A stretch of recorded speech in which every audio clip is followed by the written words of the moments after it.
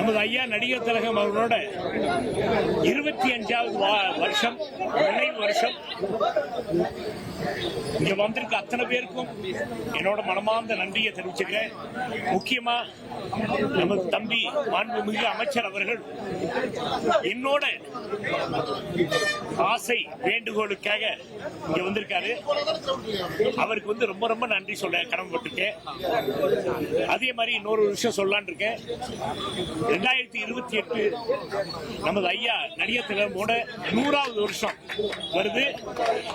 நமது மாண்புமிகு முதலமைச்சர் தம்பி விஜய் அவர்கள் நான் முன்னாடி இருந்து நான் அந்த ஃபங்க்ஷன் நடத்துறேன்னு என்கிட்ட ப்ராமிஸ் பண்ணிருக்காரு. அந்த வகையில அந்த நாளுக்காக காத்துட்டு இருக்கோம். தம்பி இன்னைக்கு இங்க வந்திருக்கு. தம்பி நன்றி, உங்க தலைமைக்கு நன்றி, உங்க அரசாங்கத்துக்கு நன்றி, ரொம்ப ரொம்ப நன்றி. தேங்க்யூ. நீங்க வந்திருக்க அத்தனை பத்திரிகையாளர் நண்பர்கள், முக்கியமா இங்க பாருங்க, இங்க இருக்க ரசிகர்கள் அத்தனை பேரும் எங்க அப்பா காலத்துல இங்க கூட இருக்காங்க.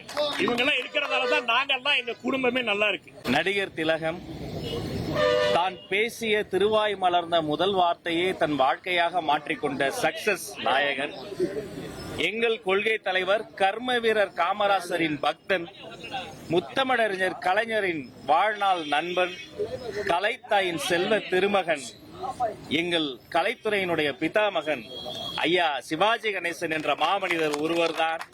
அவரினுடைய புகழ், அவருடைய கீர்த்தி, அவரினுடைய உழைப்பு, அவரினுடைய நடிப்பு.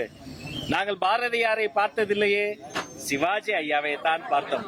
கப்பலோட்டிய தமிழனை பார்த்ததில்லையே, சிவாஜி ஐயாவை தான் பார்த்தோம். எனக்கு ஆக பிடித்த ஒரு காட்சி இருக்கிறது.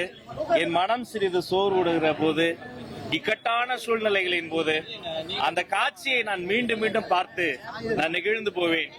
கர்ணன் யார் என்று நாங்கள் நேரில் பார்த்ததே இல்லை. அதை எங்கள் கண்ணில் காட்டிய கர்ண மகாபிரபு சிவாஜி கணேசன் ஐயாவினுடைய அந்த திரைப்படம் இருக்கிறதே, அந்த காட்சியை உள்ளத்தில் நல்ல உள்ளம் உறங்காது என்பது அந்த தேர் சக்கரத்தில் வீழ்ந்து கிடக்கின்ற போதும் தன்னுடைய அந்த கொடை குணத்தை அள்ளி அள்ளி கொடுக்கக்கூடிய அந்த கொடை குணத்தை அந்த காட்சியில் சொல்லும் போதே சிலிர்க்கிறது. இந்த பூ உலகிற்கு சூரியன் ஒன்று, சந்திரன் ஒன்று, நடிகர் திலகம் ஒன்றே ஒன்று. ஐயாவினுடைய புகழ் என்றென்றும் நிலைத்திருக்கட்டும். எங்க அண்ணன் சரியா சொன்னார், அமைச்சர்லாம் ரெண்டாவது, முதல்ல அவருக்கு தம்பி. எங்க அண்ணனுக்கு, எங்களுடைய இளைய திலகத்திற்கு, அவருடைய ரசிக பெருமக்களுக்கு, அவருடைய நண்பர்களுக்கு குடும்பத்தாருக்கு ஒன்னே சொல்லிக்கிறேன். ஐயாவினுடைய அந்த ஒரு நூற்றாண்டு தமிழ்நாட்டில் ஒரு புன்னெழுத்துக்களால் பொறிக்கப்பட வேண்டிய ஒரு நூற்றாண்டு. வரலாறு எப்படி அவர் பேரை பெருமை கொள்கிறதோ, திரையுலகம் எப்படி அவரினுடைய உழைப்பை, அவருடைய திறமையை எண்ணி பெருமை கொள்கிறதோ, அப்படி சரித்திரமே வியக்கும் வண்ணம் மிக சிறப்பான ஒரு விழாவாக மாண்புமிகு முதலமைச்சர் சி. ஜோசப் விஜய் அவர்கள் தலைமையில் நடத்தப்படும் என்பதை மகிழ்ச்சியோடு தெரிவித்துக் கொள்கிறேன்.